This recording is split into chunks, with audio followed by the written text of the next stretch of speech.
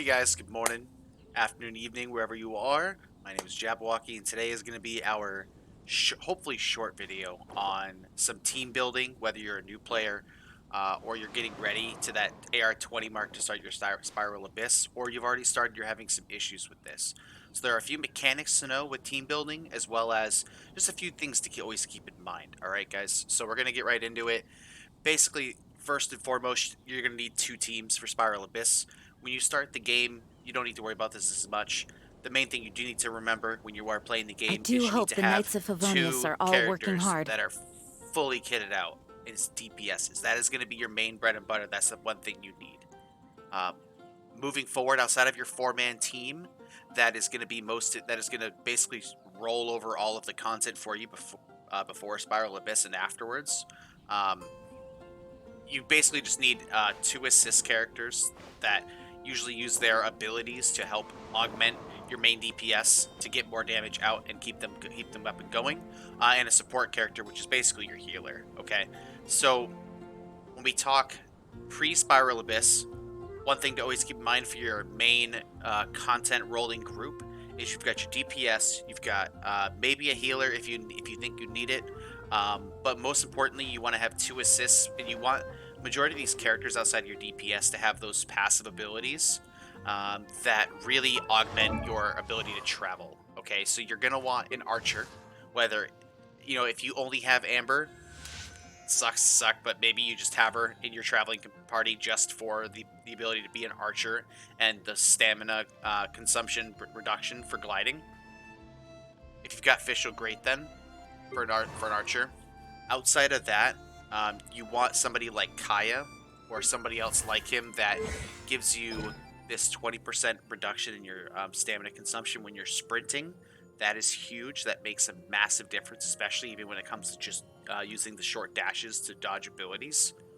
Um, and those are the two main ones you want: is gliding and sprinting. And then that way you could have one character that's dedicated to helping assist your main DPS for rolling through the content.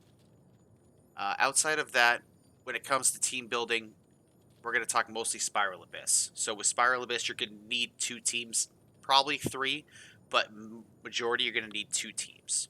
Because after you get to a certain floor level, it's going to ask you to split them up into two four-man teams to get through each half of the floor. So what I recommend is anybody can technically work as your main DPS.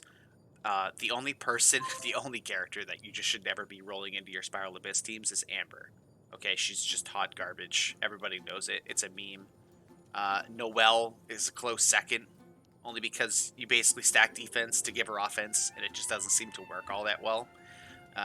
Outside of that, everybody works. Okay, one thing you're gonna need for your team building, and this next part does also work in conjunction with your traveling.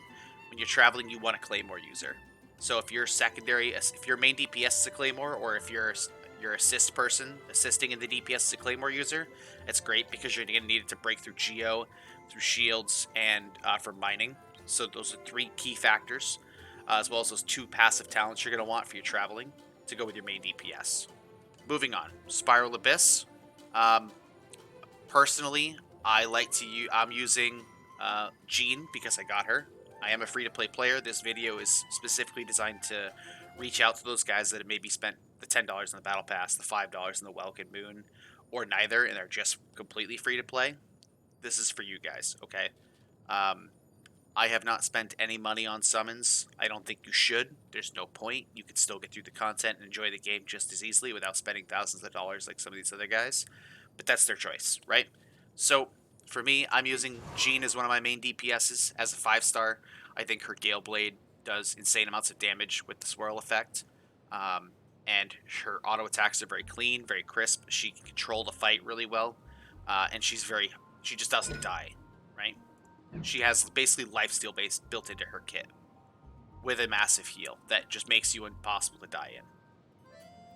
My secondary DPS is going to be Beidou, and the only reason why I say this is because she's a Claymore user. She has a counter attack that does insane amounts of damage, probably the most damage out of like a single ability that is an ultimate I've ever seen when played properly, and she's built around it.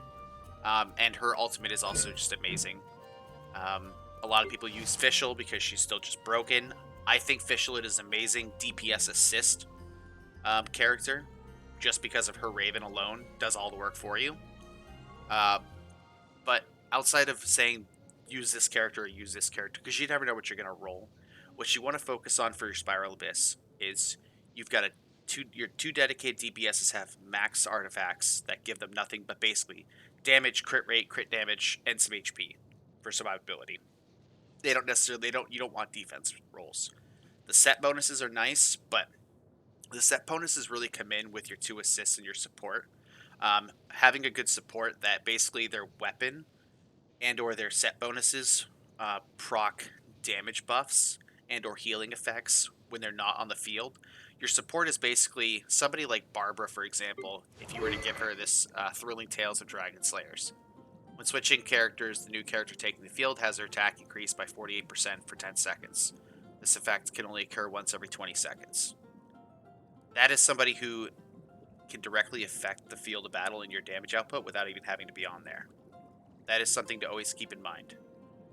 Outside of that, people like Fischl, if you built her specifically just for her Raven and her Raven's damage, she would be like an assist character where you're popping her on there just to drop the Raven, maybe ult to stack electricity on multiple opponents, leave the Raven where you want it, and then you're swapping back to your main DPS, and now you have just a Raven out there shooting things like a turret, helping you with DPS.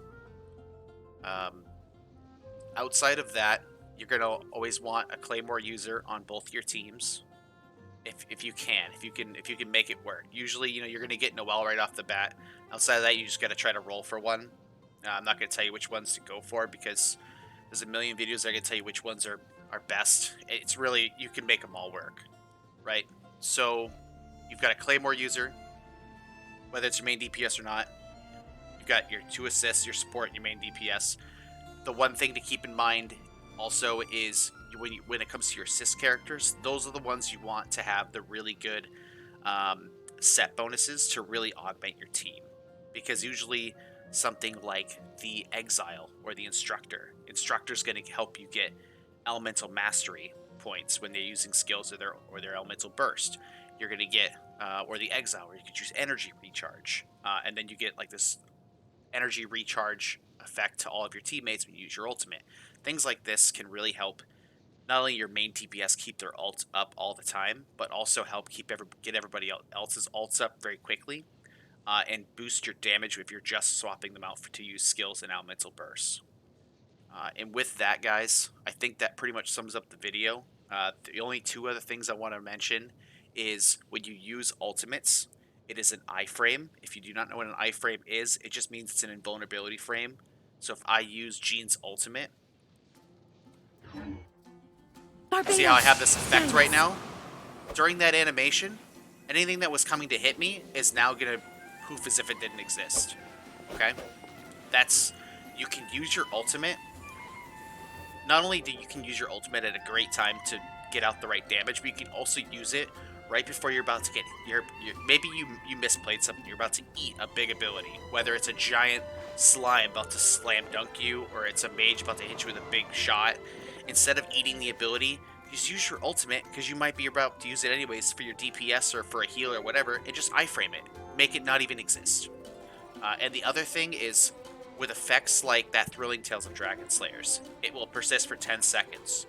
But because of the way the game codes it out, if you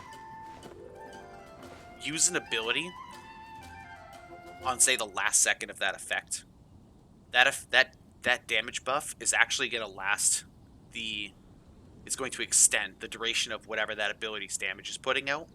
So if at the last second I pulled out Fischl and used her Raven, that Raven is going to be dishing out that damage effect until the Raven goes away. Because the game isn't able to give it the damage for that last 1 second and then make it go away and make it do all this extra coding. It just doesn't work that way. So to really maximize your DPS, remember that as you're building these comps, practice with it. Practice getting the full potential of your DPS, because that's going to come in crucial when in Spiral Abyss, especially when you're trying to get the different timed challenges so you can get the more rewards. You need to be pushing your DPS to its limits and using your team to its full potential that you have built for yourself, so that way you can get through these floors faster and get your full rewards. All right, guys. Stay tuned for the next video. We're going to be doing some more Conqueror's Blade. We're going to do some more Genshin Impact. We're currently in like the early AR30s, only because we're streaming multiple other games as well. But I will be doing Spiral Abyss and other adventures. And as always, guys, come by the stream. Come say hi. Twitch.tv/Jabberwocky. Hit that like button. Hit that subscribe button. Help our small stream grow so we can get to a bigger community. And talk to you guys soon. Thank you.